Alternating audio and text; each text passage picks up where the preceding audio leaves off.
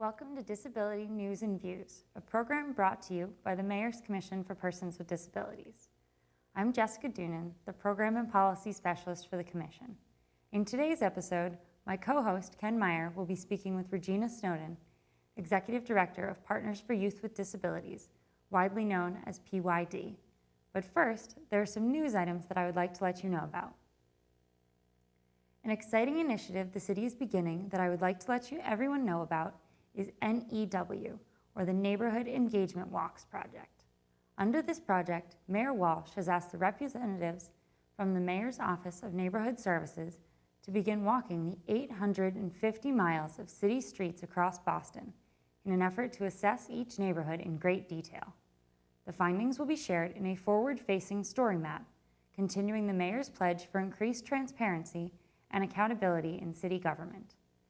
ONS representatives will survey each part of their neighborhood to identify constituent concerns and catalog issues facing each community. This project should be completed by the end of the year, and then a report will be issued for each neighborhood. This information will be shared with the public and presented to neighborhood associations. As New England weather grows colder, I want to take this opportunity to let our viewers know that the City of Boston provides up-to-date information on winter weather and snow emergencies in the city. For the most current information on parking bans, street plowing, school closures, and other interruptions, residents can follow local news sources, visit the city's website at www.boston.gov/snow, call the Mayor's Hotline at 617-635-4500, or follow @NotifyBoston. As a reminder, it is the property owner's responsibility to clear the sidewalk in front of their home or building by removing the snow down to the surface, creating a 42-inch path. This allows all Boston residents to navigate our cities during the winter months. I would like to remind everyone that the Commission for Persons with Disabilities Advisory Board meets monthly to discuss issues that affect accessibility throughout the city. The issues discussed by our advisory board help to guide policies created in the City of Boston.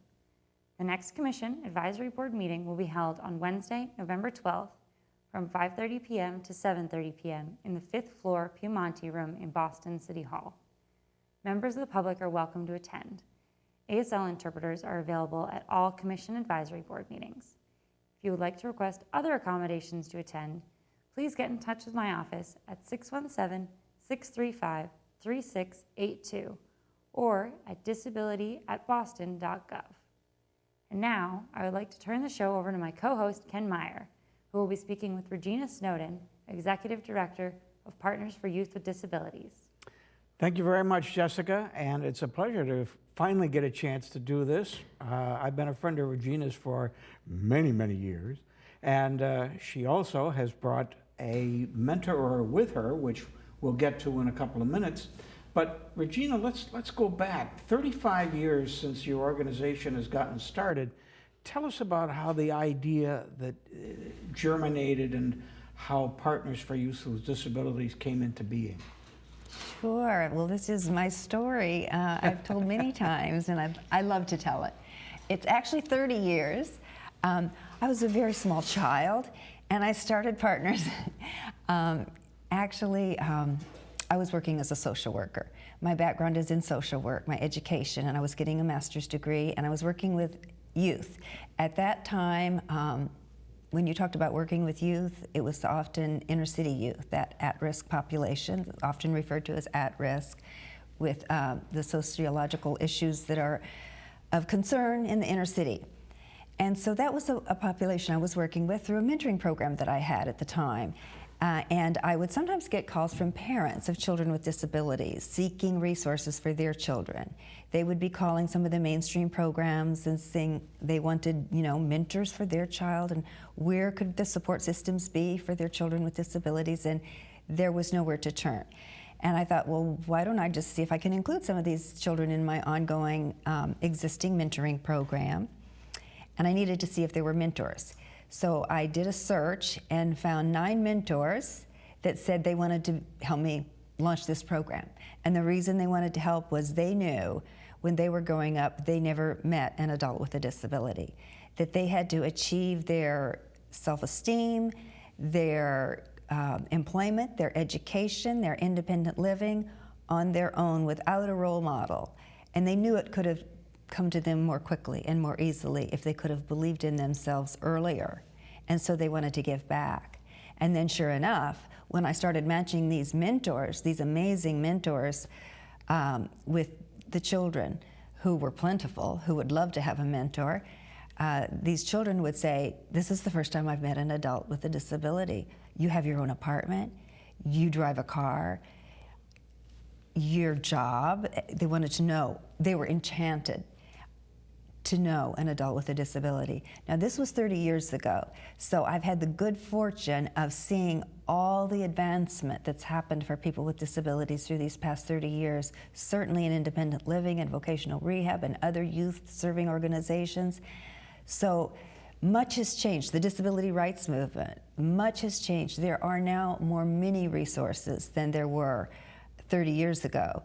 And we work collaboratively with those other resources. And in fact, the wonderful news is 30 years later, out of our national center, we now get some of those same programs that 30 years ago didn't feel equipped or ready to include youth with disabilities, calling us and saying, we want to include youth with disabilities in our program.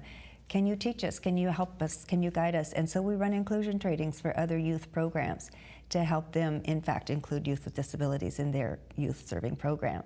So that's fast forward. Are there any names that we would recognize that you have worked with in the last 30 years? In terms of the inclusion? Yeah. Oh, the Boys and Girls Club is a wonderful resource. I can't say enough about their executive director in Boston. Josh Kraft is phenomenal. He very much wants youth with disabilities to be included in all of Boston Boys and Girls Clubs. So we've trained all of Boston Boys and Girls Clubs to be inclusive. And they now, some of them, even the South Boston Club has an inclusion specialist, and they have a whole gym that's designed for inclusion. And so, and also the Girl Scouts and AFC mentoring and City Year, the Y are some of the, and Big Sister Association. Mm-hmm. So some major long-term, decade-long, you know, hundreds of years almost, some of those clubs have existed like Girl Scouts, are seeking to include youth with disabilities. What are the age ranges that you start with and go up to? For the mentoring program, we've mentored youth as young as 4. It's usually 6. Whoa. I know, one time. And then, but it's usually 6 to 24. Most of the youth are in the mid-school to high school, to transitioning into college years. Mm-hmm. I know your organization is nonprofit. In this day and age, how difficult is it to be able to do that, run an organization that's nonprofit? Ouch.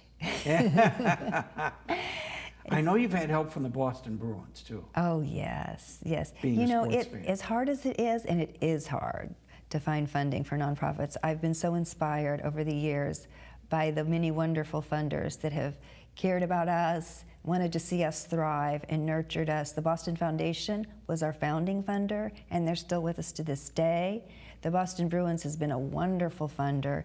It's been one of those funders who doesn't give just funds. I can say that about the Boston Foundation too, but they also try to provide resources for us. We get to go to the Boston Bruins games and have what they call 50-50 raffle. If you're a Bruins fan, you've been and you know, you've seen those raffles. Yep. The youth and individuals from our organization get to sell raffle tickets at the Bruins game, and it's great fun for the mentor matches to go to this raffle and be entrepreneurs and sell raffle tickets for our program. And then, of course, partway through the game, the raffle funds that they receive are divided between the raffle winner and the charity. So there are many, many times we've had the opportunity to be able to do that, to be able to be a charity that gets to sell raffle tickets at the Bruins games. And how do you match up people with people? Well, it's important. It's not to be taken lightly. We interview our mentors first and foremost in the various ways they come to us. They're mentors with and without disabilities. Primarily they have a disability, but not always. And What we think is the most important, of course, is it's a relationship, like any relationship. It's important that two people click, get along, have a good time. Interests are important, mutual interests are important, but you know, geography is important, that it's not a difficult situation to get to one another, but sometimes that even is able to be worked out, a transportation challenge. But again, the main thing is the relationship, and do the two people enjoy being together? Do they hit it off? Do they have a good time together? Can they just enjoy each other's company like any relationship? And then of course we want to find out from the mentor what the mentor wants to get from the relationship too, and why they're coming to volunteer in this way, what they'd like to accomplish. Sometimes we do have relationships where they really work on an employment goal or a sports goal, or there is a topic that's relevant to the youth that they work on. But for a significant amount of the time, it's for the youth to have that social friendship, opportunity to be exposed to community, broadening experiences, and just be able to have a chance to get out there and have some good times and learn. We've all had mentors in our lives when we look back, and we have mentors. I have mentors to this day that I turn to, and young people certainly do. They're looking at the adult world and looking at the adult world to get their signals, get their guidance, get their messaging, and to have trained, qualified, skilled mentors to be that resource for a young person is so critical. And mentoring has actually come to the fore of the nation's consciousness as being the primary way to reach young people. 20 years ago, an organization now called Mentor Inc., and we have Mass Mentoring Partnership here in Massachusetts that's part of that national organization, and they have done an amazing job. In fact, I missed including them. They were our first organization that wanted our inclusion program, so they could be an inclusive organization. All the Massachusetts training for these mentors includes youth with disabilities, and it's this organization that made a voice and became the voice for mentoring youth with disabilities across the nation. And you brought a mentorer, is that the right mentorer, yes, with you, and yes, I would like you to introduce her.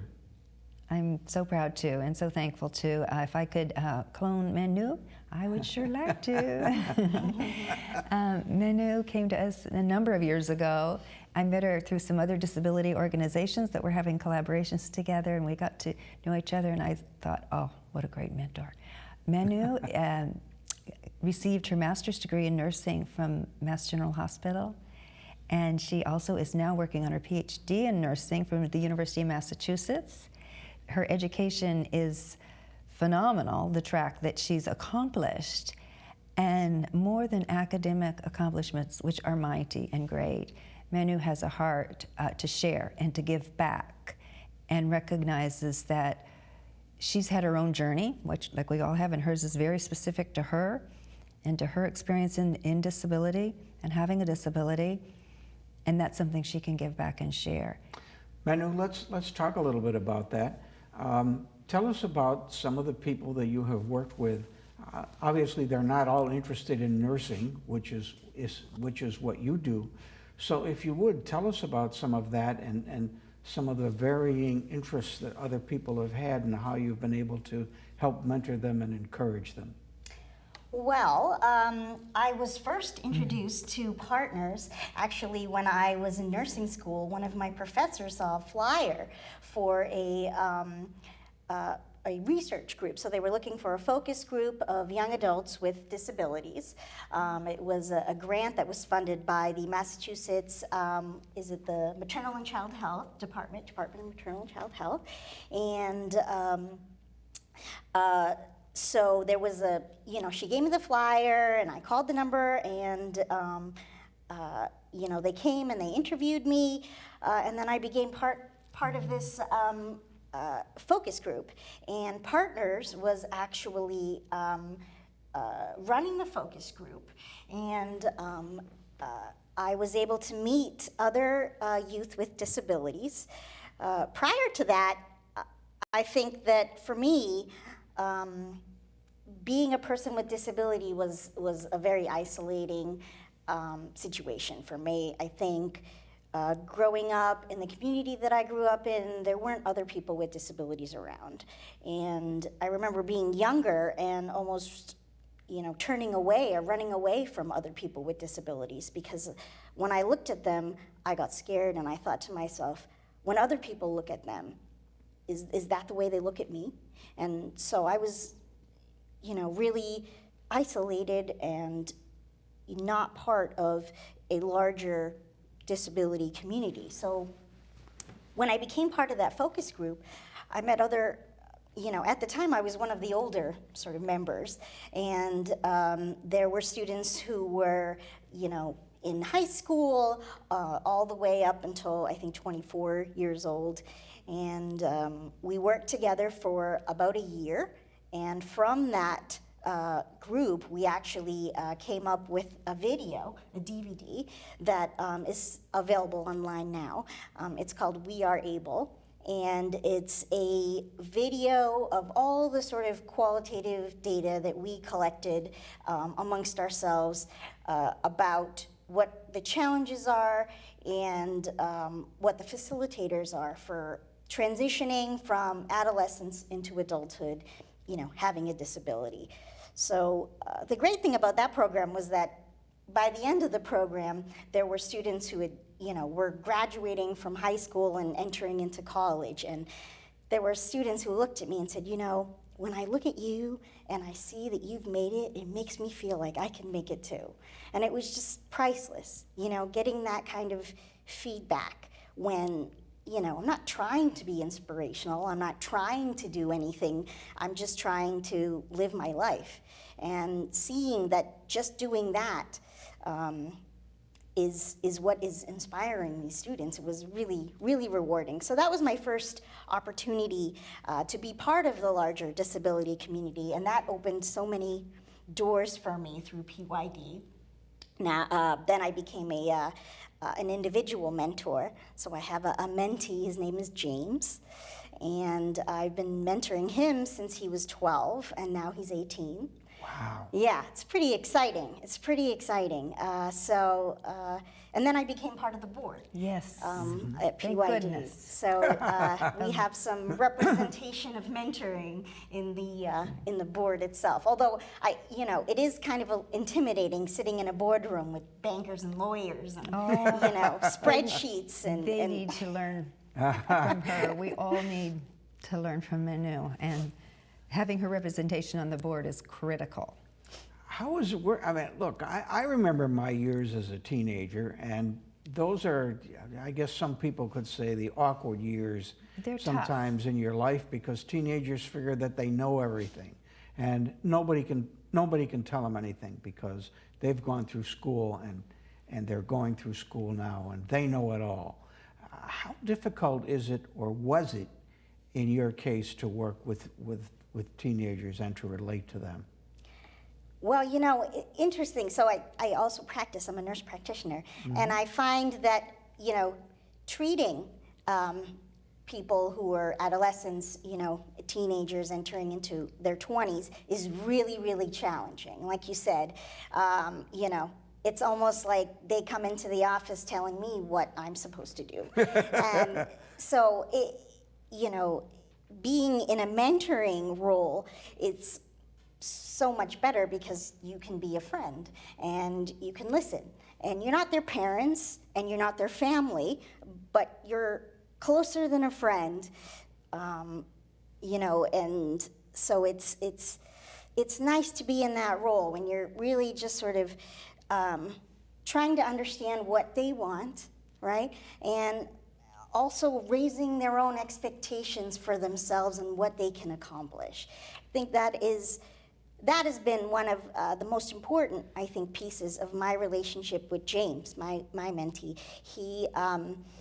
His family, has been through some, financial hard times. And, at times, his expectations for what he could accomplish were lower.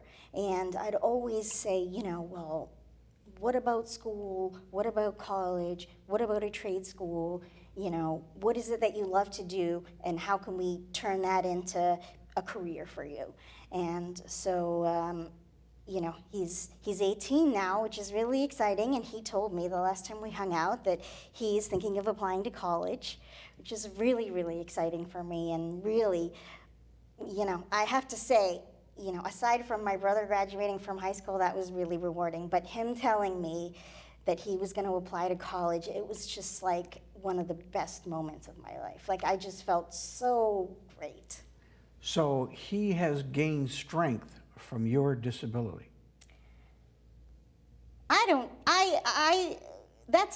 That is a pretty profound thing to say, and you know, I think it's hard to judge your effect on someone else's life, but you know, if you had asked me, you know, 15 years ago or 10 years ago, and said, hey, you know, one of your best friends is going to be a teenage boy, I would have, you know, fallen over sideways. But it's really true. And every time we are together, every time we hang out, I'm almost like surprised at how much fun I have and how much fun we have together. And, you know, we do everything else the teenagers do, which is walk around the mall aimlessly, you know, but it's fun. We have fun together. So it's been wonderful. And I'm so grateful to Regina for starting such an amazing organization and bringing us together and making us feel like, you know, we're part of a larger community. Now, Regina, in the time that we have left, so many times you hear about people with disabilities that are unemployed. Mm-hmm. Many people tell me that out of people that are visually impaired, not that many are employed. Do you have any kind of employment or placement programs at your organization? Oh, you asked a good question. In addition to our one-to-one mentor match program, which in fact is our core founding program, we soon came to realize that, like most mentoring programs, not all youth can be placed. There's a long waiting list. What are we going to do with these youth that just are waiting and may not get matched? And so we started some creative program designs, group mentoring program designs, and one of them is really timely. It was timely in the beginning, which was 15 years ago that we created it, and it's never been more so. It's called the Young Entrepreneurs Project. And we, again, took this program model from a program model that existed for inner city at-risk youth and transferred it to make it adaptable and accessible with universal design for learning for youth with special education needs in a number of Boston public schools. We go into the special education classrooms and we tackle that matter of employment and how there is this huge population. You mentioned the vision impaired population unemployment rate. The unemployment rate for persons with disabilities is terribly high, and the statistics are very grim. And we are hoping to make one huge difference, maybe not just a dent, but perhaps we can even make a huge difference with some of our collaborators we're working with, to have persons with disabilities, particularly in transition years, but even starting earlier at middle years, have the opportunity to learn how to succeed in the employment realm, how to go to an interview, how to have a resume, what it should look like, how you should present yourself in an interview, what is expected of you in the workplace, financial literacy. We go have a whole entire curriculum designed around preparing yourself for the job market and being employment ready. And we've even had the opportunity to place some of these youth in employment. We hope that's one of our goals for the future, to do actual more placements of youth in employment. But the sooner these young people in high school and younger start thinking about that they can be an employee, the better for our unemployment statistics for persons with disabilities. And I love that program because these young people get to understand and see and know the world of finance and the world of business and the world of employment, and that there's an employment future out there for them. Like Manu was able to convey to her mentee, he can go to college, he can choose a career, he can get something he's excited about and make employment opportunity for it. That's such a win-win. The two together are a win-win, mentoring and preparing these youth to be ready for the world of employment. And if someone wants to do this and be a mentor, how does one contact your offices? Well, you can call our offices. The number is 617-556-4075. You can look on our website, and there's applications right there on the website that the mentors and the mentees with their parents can download and complete. Our website is www.pyd.org.